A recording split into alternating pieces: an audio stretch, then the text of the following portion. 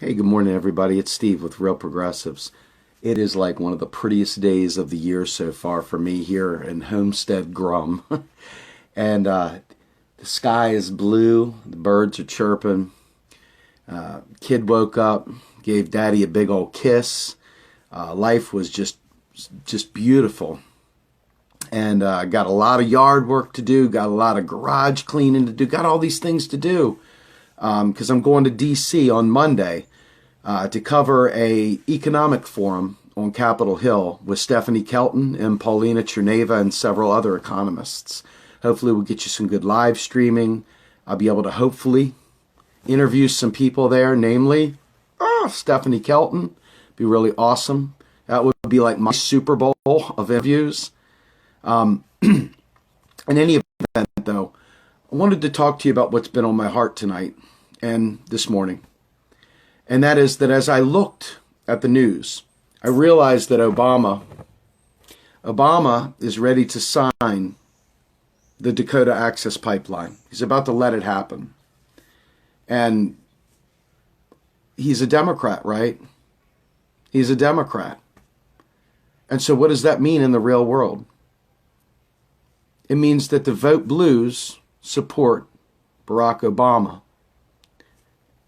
Obama's signing off on the Dakota Access Pipeline, it looks. I mean, reports are coming out that he's ready to do it as early as Tuesday. So how can we ever allow ourselves to fall into the paradigm of right versus left, Democrat versus Republican? How can we ever allow ourselves to get sucked into that and just repeat those things as if they're true and factual? I mean, for me, I know I stand against the pipeline. It's not a Democrat issue. It's not a Republican issue. I stand against the pipeline. So how do we process the world when we know truth is not a partisan issue, when we know truth is not just a party issue? We've got years and years and years of Republicans proving themselves to be idiots. We've got even more of the Democrats proving themselves to be idiots as well. We've got an entire treasure trove of information to show that both of these parties are corrupt to the core. And both of these parties don't seek truth, but seek to spread lies and gaslight and propaganda. So how do we, as real progressives, take the steps, make the choice to not just stay woke, hey, woke as fuck, all that good stuff. Look, man, I'm all about it. But it's more of a catchphrase than it is a how-to guide. You know what I mean? How do we stay woke? How do we stay away from propaganda? How do we exercise our sniff test to make sure that we are not falling back into the false duopoly paradigm of us versus them, and we just stay with the issues? We fight for the things that matter. We don't carry the water for parties. This whole idea of just vote blue, elect blue, down blue, blue, blue, blue, or red, red, red. I don't vote that way, so I don't really think about it that way. But I can talk to the area that in which I've heard so much of is the whole just vote blue. And now even Ralph Nader came out and said something, and I agree with Ralph, on its face. But Ralph came out and said Bernie Sanders is the de facto head of the Democratic Party, and that Bernie should take his legions of followers and take to the streets. Well, that sounds very duopoly minded, right? Well, we know Ralph is not an advocate of the duopoly. So what could Ralph possibly be doing? Ralph's dealing in truth. You see what I mean? Ralph's dealing in truth. It doesn't matter where the truth lies. Ralph is dealing in truth. And that's what you got to love about Ralph. And that's what you got to love about Chris Hedges. These people are not concerned about your party loyalty. They're not concerned about your feels within the party and all the things you like to attribute falsely or positively towards party A or party B. They slice through it all and they go straight for truth. So how do we maintain that with the average person? Because truth is tough. Truth is not easy to get to. Truth requires effort. How do we perpetuate truth in a society that is lazy on its core, that doesn't have any interest in staying glued to the issues? How do we keep a nation engaged in truth-seeking versus partisan bickering?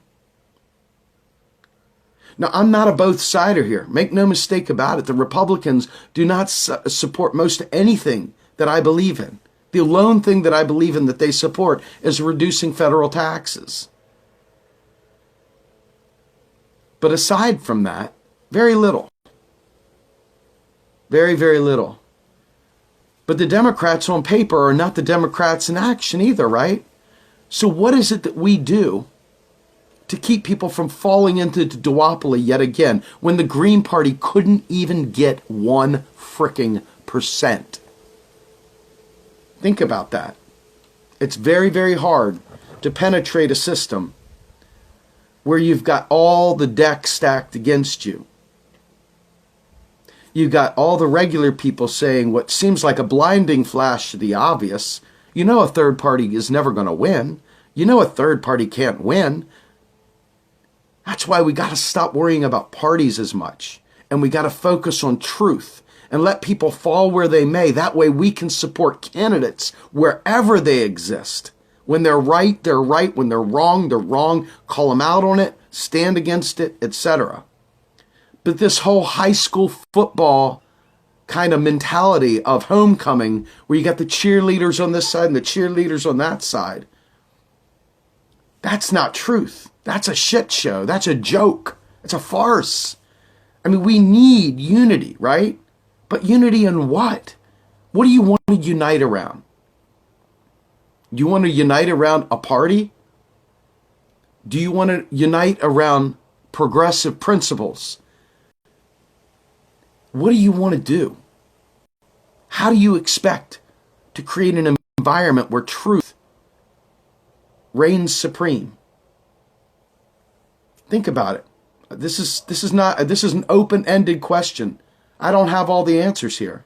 I don't. I'm very concerned.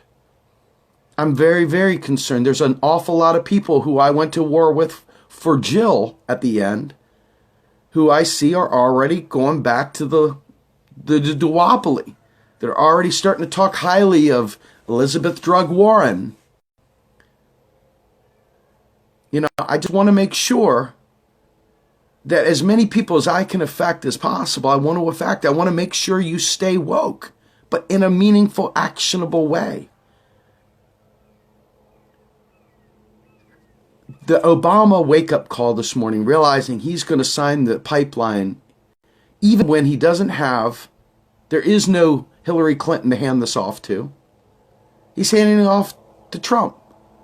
So why isn't he squashing this? He's got nothing left to lose. He's showing you who he is right now. That's who he is.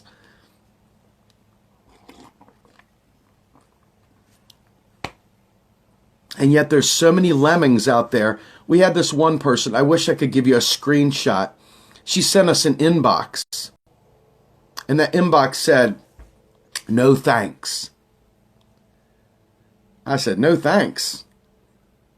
Are you saying no, comma, thanks? Or no, what are you trying to say?" There was no context, there was no nothing. And what it was she's a vote blue sycophant. She only cares about blue. She doesn't care about truth. And that is a cancer to America.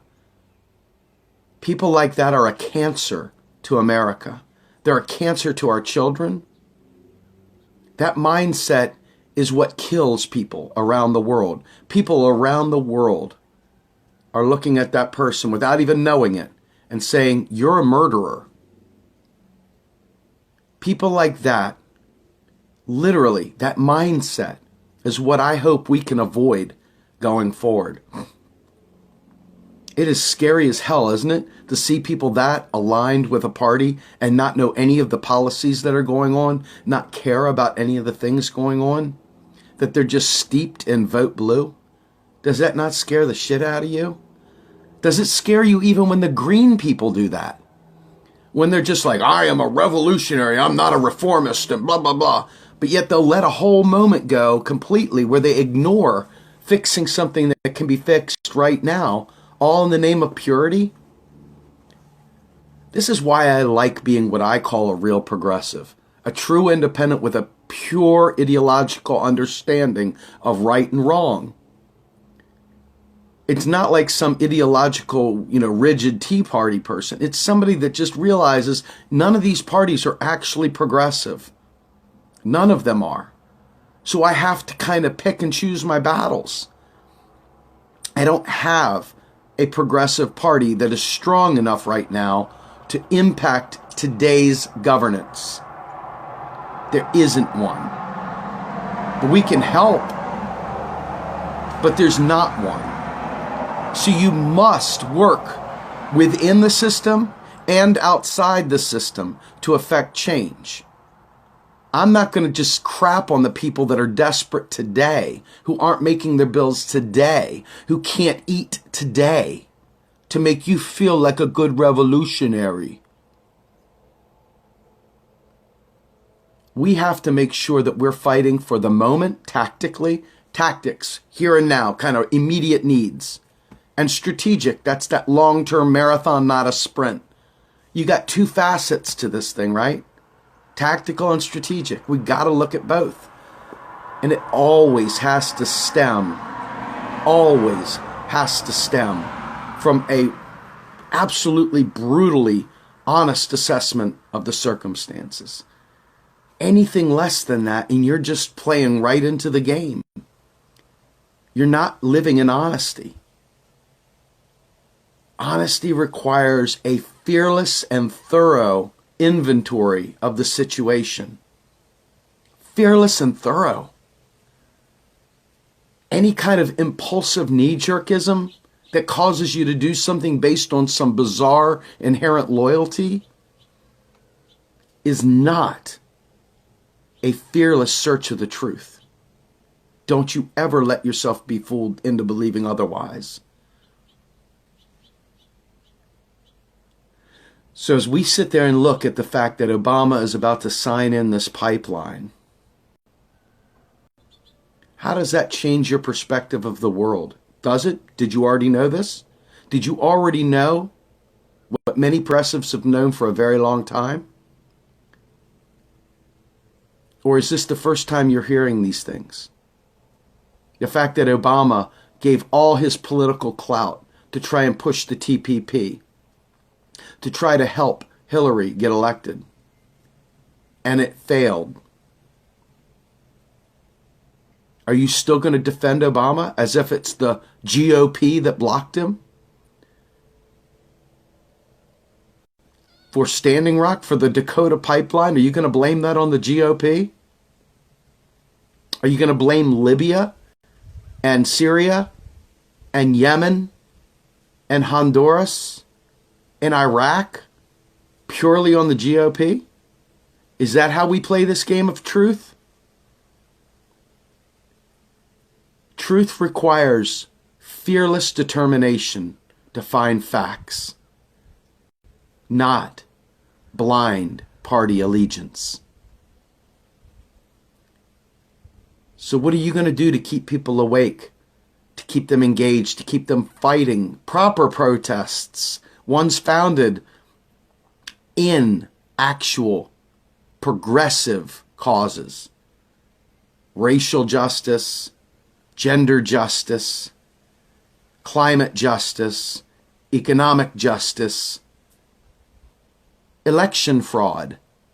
When are you going to make sure that your allegiance is to fighting for truth, not a party? At what point in time will you throw the party slogans out the window and focus on these issues? And when you see anyone jeopardize any of those things, you strike with vengeance. You put all your power to bear against them no matter where they sit. If they're a Democrat, if they're a Republican, if they're a Green Party person, if they're a Libertarian, whatever. If you see them talking about cutting spending, you destroy. You seek in and you attack. It cannot be a party thing anymore, folks. It's got to be about truth. If you see grand bargains that have to do with cutting spending, you attack. There is no such thing as the federal debt in the sense of what we've talked about. So when they try to bring austerity measures in, whether it be the Democrats, whether it be the Republicans, whoever, you fight it tooth and nail. That's truth. But to sit there and sidle up to the Democrats because you think that they're the lesser evil anymore, that already has gone out the window, folks. Even Bernie can be wrong sometimes, right? Even Jill can be wrong sometimes. All of our heroes, even Cornel West, even Chris Hedges can be wrong sometimes. Fearless pursuit of the truth. It takes effort. It takes a lot of determination. And it takes a willingness to be in the wilderness, being the lone voice, crying out about the bombs all over the world. Sometimes you're going to be lonely in the pursuit of truth. But truth will set you free. And it's what we need to actually have a meaningful revolution in this country. With that, I'm Steve Grumbine with Real Progressives, hoping you continue to seek truth in your day. Have a great day, everyone.